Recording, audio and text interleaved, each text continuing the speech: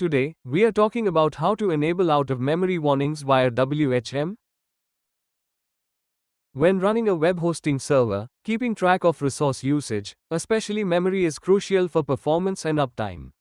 One common issue that can cause unexpected downtime is the out-of-memory condition. When your server runs out of available memory, processes can get killed by the system, often without immediate notice. Step 1. Log in to WHM. Enter the root username and password to log in. Step 2. Navigate to the tweak settings and search for the keyword out of memory. Step 3. Enable the out of memory warnings. Click on to enable the option. Step 4. Save the changes. We are constantly coming up with new ideas. Check our channel for upcoming videos and don't forget to like and subscribe.